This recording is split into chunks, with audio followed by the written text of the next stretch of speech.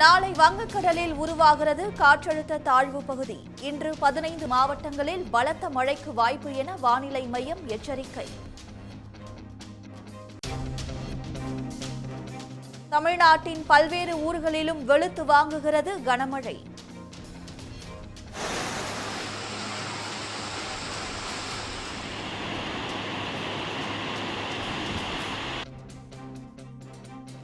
திருச்சியில் 13 சென்டிமீட்டர் மழை கொட்டியது. ஈரோடு, திருப்பூர், நீலகிரி, கோவை மாவட்டங்களில் மழைநீரில் அடித்து செல்லப்பட்ட தரைப்பாலங்கள்.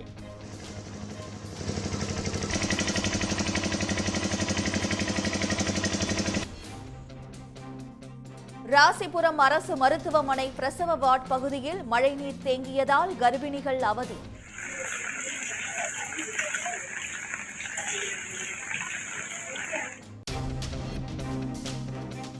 கொடைக்கானலில் இன்று நடைபெற இருந்த படகு போட்டி ரத்து. தொடர் மழை காரணமாக நடவடிக்கை.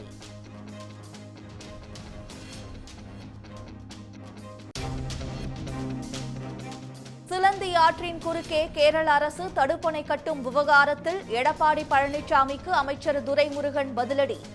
எப்பொழுதும் போல காவிரி நீர் கிடைக்க அனைத்து நடவடிக்கைகளையும் தமிழ்நாடு அரசு எடுக்கும் என உறுதி. கலைஞர் மகளிர் உரிமை திட்டத்தில் மேலும் 2,30,000 பெண்களை சேர்க்க திட்டம். வரும் ஜூன் மாதம் ரேஷன் கடைகள் மூலம் விண்ணப்பம் வழங்க நடவடிக்கை. அரசு கலை அறிவியல் கல்லூரிகளில் சேர்வதற்கு விண்ணப்பிப்பதற்கான கால அவகாசம் மேலும் 4 நாட்களுக்கு நீட்டிப்பு. வரும் 24ஆம் தேதி வரை விண்ணப்பிக்கலாம் என கல்லூரி கல்வி இயக்ககம் அறிவிப்பு.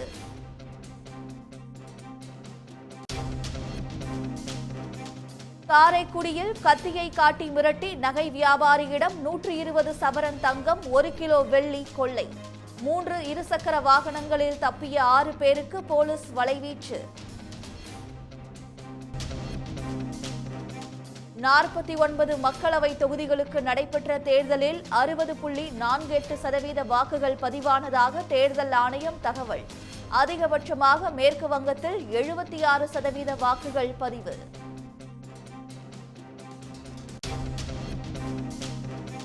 ஐபிஎல் கிரிக்கெட் தொடரில் தகுதி சுற்று போட்டிகள் இன்று தொடக்கம். முதல் தகுதி சுற்று போட்டியில் Kolkata night Riders, Sunrisers Hyderabad அணிகள் பலப்பரீட்சை. உடனுக்குடன் செய்திகளை தெரிந்து கொள்ள சன் நியூஸ் பெல் ஐகானை கிளிக் பண்ணுங்க.